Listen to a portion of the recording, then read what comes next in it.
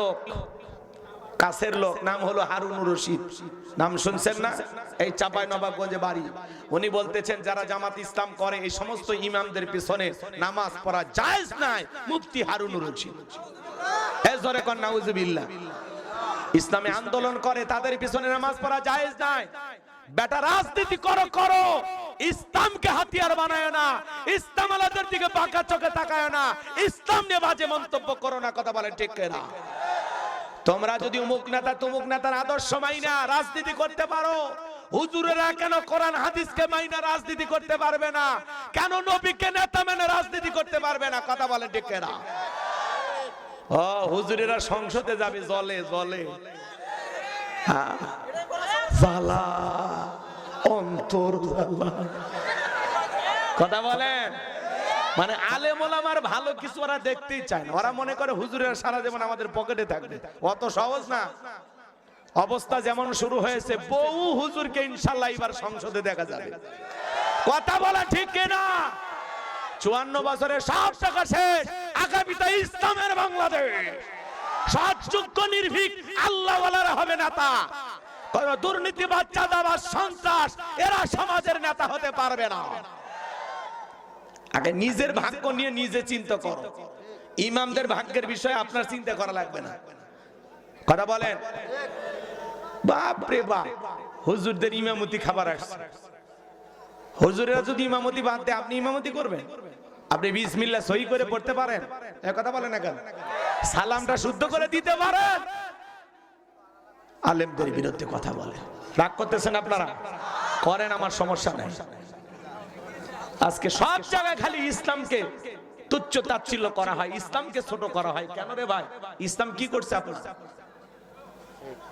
নিজের ভিতরে ইসলাম নাই, অন্য মানুষ ইসলাম মানে, ইসলামের সমাজ কায়েম করতে চায়, তাদেরকে দেখতেই পারে না। কেন, কি হয়েছে?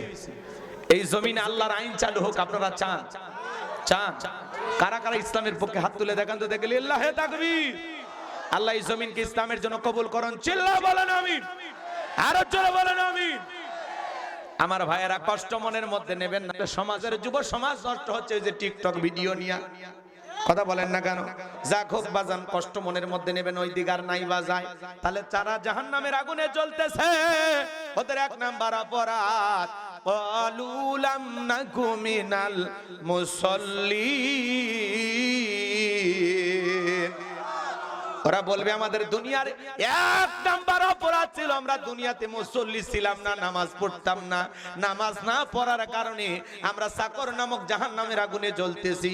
এ বাজান, বেনামাজি থাকা যাবে না, নামাজি হওয়া লাগবে। কথা বলেন। বেনামাজি আল্লাহর দুশমন, নামাজ পড়ে না, যা মনে লয় তাহাই করে, কোরআন পড়ে না। আল্লাহর হুকুম নামাজ রোজা, জীবন ভরি করলো কাজা। আছে না? না, ফজরের আজান হয়, ল্যাপ কম্বল আরো আরো চাপা দেয়, কানে যেন আজানটাও না ঢোকে। এই মাইকের আওয়াজ এতই, ঘুমটা ভেঙে গেল রে। কিছু মানুষ মুয়াজ্জিনের আজান শুনে বিরক্ত হয়, কয় হুজুরের খায়া কান নেয়, 1 মিনিট আগে আজান দিচ্ছে। কত বড় বদমাইশ! আছে না নাই ভাই? যারা আজান শোনার পরে খারাপ লাগে, এরা কখনো মানুষের কাতারে পড়তে পারে না। কথা বলেন ঠিক কিনা?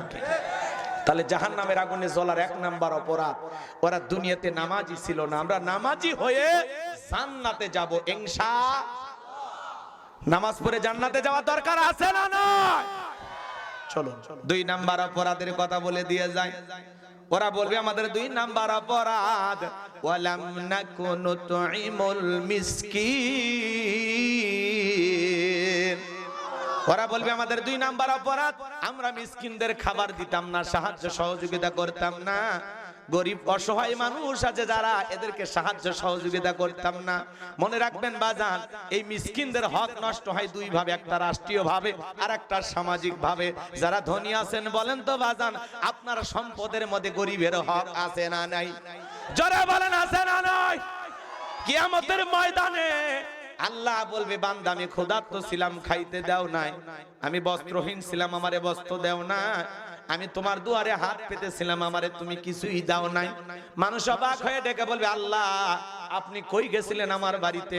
কোনদিন তো আপনি আমার বাড়িতে যান নাই। আমার আল্লাহ ডেকে বলবে, কেন?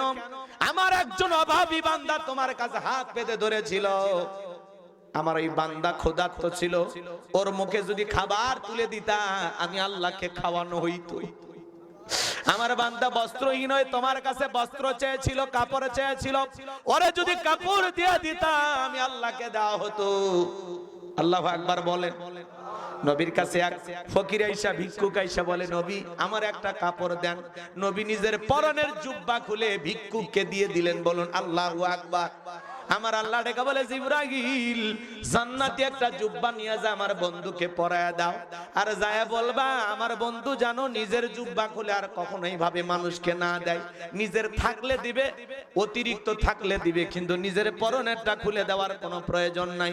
জিবরাইল এসে জান্নাতি জুব্বা নবীকে পরায়া দিলেন, আর দিয়া বলে, নবী আর কখনো নিজের জুব্বা খুলে মানুষকে এইভাবে দেবেন না। আপনার অতিরিক্ত থাকলে সেখান থেকে আপনি দিবেন, নিজের পরনের খুলে দেওয়ার কোনো প্রয়োজন নাই। আল্লাহু আকবার। কেমন নবী পাইছি, নিজের পরনের জুব্বা খুলে মানুষকে দিয়ে দেয়। সুবহানাল্লাহ, সুবহানাল্লাহ। সেই নবীর কাছে একটা ভিক্ষুক আসছে। এক ফকির এসে বলে, নবী আমারে ভিক্ষা দেন। আমার নবী বলে, না তোমারে দেওয়ার মতো আমার কাছে যেটুকু আছে এটুকু দিলে চলবে না। আমার জামাই ওসমানের বাড়িতে তুমি চলে যাও। এইবার ফকিরে চলে গেলেন ওসমানের বাড়িতে। যা দেখেন হযরত ওসমান রাদিয়াল্লাহু তাআলা আনহু তুলা ধরতেছে, তুলা উড়ে যাচ্ছে, তুলা সেই তুলা ধরতেছে। চিন্তা করে যে বেটা তুলা উড়ে যাইতে দেয় না, এ কোনোদিন আমারে ভিক্ষা দেবে। এইবার চলে গেছে, যা বলে, নবী আপনি দেন কেন? কয় যা দেখলাম তুলা ধরে। কয় চাইছিলা? কয় না চাই নাই। কয় এইবার যা চাইবা।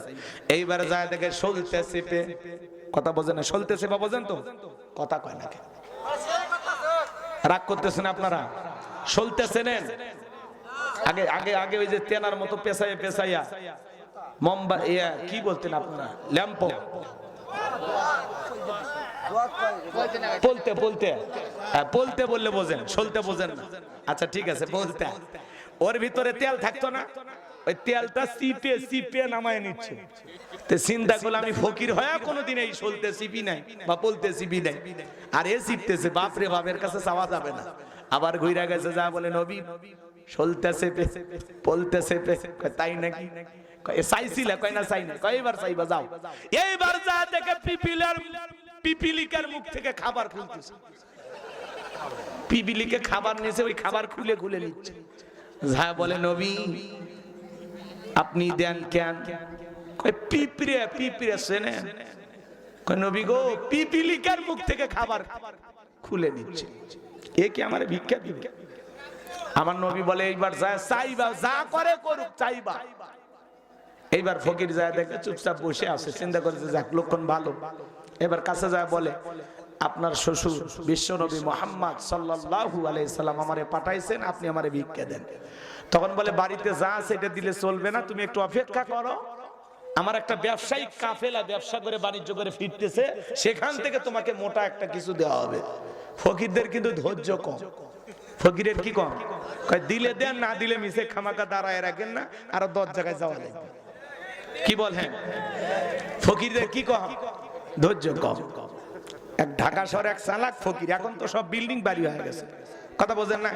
তো বিভিন্ন দাঁড়ায় বাড়িতে যায় ভিক্ষা চাই, কেউ দেয় না। ওপর তালা থেকে কয় মাফ করে দেন। তো চিন্তা করলে এইভাবে যদি মাপ চাই তাহলে ব্যবসা চলবে না। এইবার এক বাড়িতে যে কলিং বেলে চাপ দিছে, 3 তলা থেকে কয় ভাই কি? কয় নিচে নামেন, জরুরি কথা আছে। বেচারা নিচে নামছে, নামার পরে বলতেছে, ভাই কি আপনি কোন আত্মীয় হন নাকি? কয় আত্মীয় না ভাই, ঢাকা শহরে ভিক্ষা করতেছি, প্রত্যেকটা বাড়িতে চাই, উপরতলা থেকে নাই করে দেয়।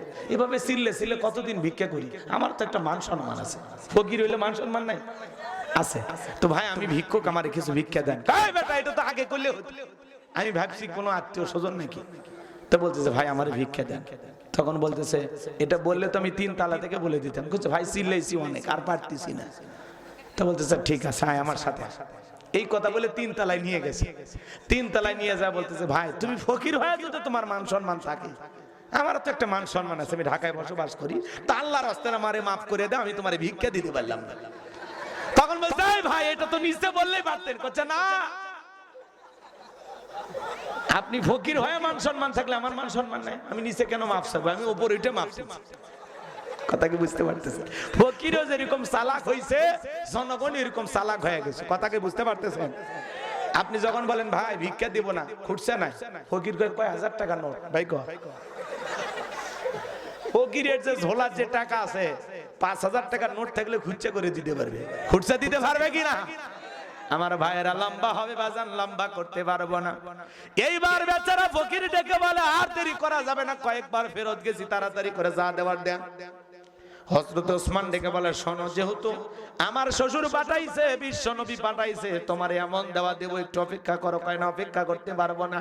একখানে চিঠি লিখে দিলেন, বলতেছে যাও অমুক পথে আমার ব্যবসায়ী কাফেলা ফিরতেছে, সেখানে আমার ব্যবসায়ী কাফেলার যে দায়িত্ব আছে তার এই চিঠিটা দেখাবে, সে তোমারে দিয়ে দিবে, যাও। চিঠি নিয়ে চলে গেছে, ব্যবসায়ী কাফেলার যে দায়িত্ব নিয়ে আছে তারে দেখাইলো। সে তখন বলতেছে ব্যবসায়ী কাফেলার মধ্যে যত উট আছে, যেইটার ভিতরে মাল সামানা বেশি, যেইটা তোমার পছন্দ হয় সেইটা নিয়ে তুমি চলে যাও। চিন্তা করছে একটা উটের ভিতরে যা খুঁজতে খুঁজতে দেখে সামনের প্রথম সারিতে যেই উটটা আছে সেইটার উপরে সবচেয়ে বেশি মাল সামানা আছে, সবচেয়ে বেশি জিনিসপত্র আছে। তো এই প্রথমটা নিয়ে চলে গেছে। সিস্টেম কিন্তু গরু ছাগল বলেন আর যেটা বলেন, যে সামনেরটা যেদিকে যায়, কথা বলেন, পিছে পিছে সবগুলোই চলে যায়, এটা নিয়ম না? তো সামনের উটটা নিয়ে গেছে, পেছনে যত উট ছিল সব ফকিরের বাড়ি চলে গেছে। এইবার ফকির নিয়ে যা পরে বিপদে পড়ে গেছে, যে সব তো আসছে, এত তো দেবে না। এবার নবীর কাছে চলে আসছে, নবী আমারে বলছিল তো নিতে, তা আমি তো নিয়ে গেছি, আমার বাড়ি তো সব উট চলে গেছে, এখন কি করা যায়? নবী বলে ঠিক আছে, আমি ওসমানকে ডাক দিই। হযরত ওসমানকে ডাকা হলো।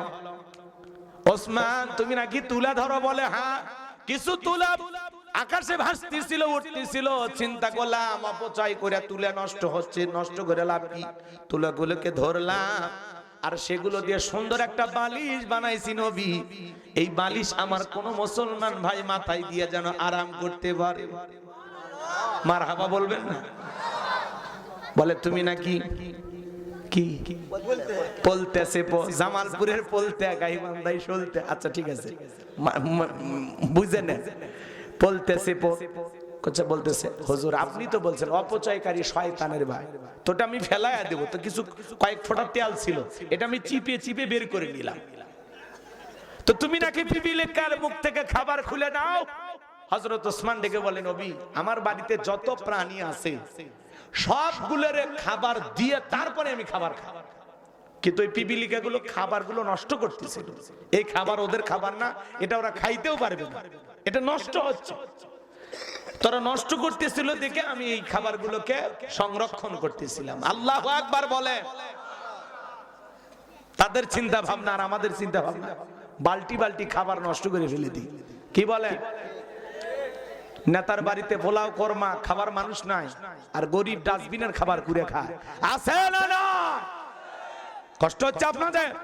তাহলে ওদের 2 নাম্বার অপরাধ, ওয়ালাম নাকুনু তুইমুল মিসকিন, আমরা গরিব দুঃখী অভাবগ্রস্ত মানুষদেরকে সাহায্য সহযোগিতা করতাম না, আমরা ক্ষুধার্ত মিসকিনদেরকে সাহায্য সহযোগিতা করতাম না। আল্লাহ বলেন ওয়া আম্মাস সাইলা ফালা তানহা, কোন সাইল দরিদ্র মানুষ যদি তোমার দরজায় দেয় খালি হাতে ফেরাইয়া দিও না, কিছু না কিছু দিয়া তারে বিদায় দাও, কিছু না পারলে হাসি মুখে বিদায় দেন, যে ভাই আমি দিতে পারলাম না, আমার একটু মাফ করে দেন। ভালো করে ফকিরকে দিতে পারে না, উল্টো ঝাড়ি মারে, যা যা চলে যা। ফকির আসবে যে এই দিন, ওই দিন মা বোনেরা বাইরের গেটে বড় তালা ঝোলায় রাখে।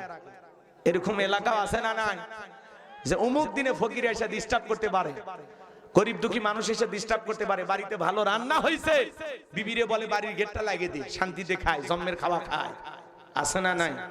গরিব দুঃখীকে দিয়ে খাইতে ভালোবাসে না। এই যে শীত, একটু কম্বল কিনে দেন না গরিব দুঃখী মানুষকে। প্রতিবেশী যারা অভাব অনাটন আছে 2-1 বস্তা চাল কিনে দেন, কথা বলেন। শীতের পিঠা বানাইছেন, ছেলেরে বলতেছে মেয়েরে বলতেছে বাবা তোমরা বাড়িতে বসে খাও, বাহিরে যায় না, ওই যে তোমার সাথে খেলাধুলা করে অমুকের গরিব ছেলে মেয়েটা, ও দেখলে পেট খারাপ হয়ে যাবে, আছে না না? অথচ মা বাবার উচিত ছিল পিঠা বানায় বলা যে বাবা তুমিও খাও, ওই যে তোমার খেলার যে সাথী আছে ওদেরকে দুই একটা দিয়ে আসি। কথা বলেন ঠিক কি? তো আমরা মুসলমান, আমরা দিন দিন কৃপণ হয়ে গেছি, ছোট মানুষ হয়ে গেছি, ছোট লোকই আমাদের ভিতরে ঢুকে গেছে। আমরা মানুষকে দিতেও ভালোবাসি না, খাওয়াইতেও ভালোবাসি না। কথা বলেন। এই গরিব দুঃখী অসহায় মানুষদের ভাগ্যের পরিবর্তন করতে হইলে এই সমাজে ভালো মানুষের শাসন লাগবে।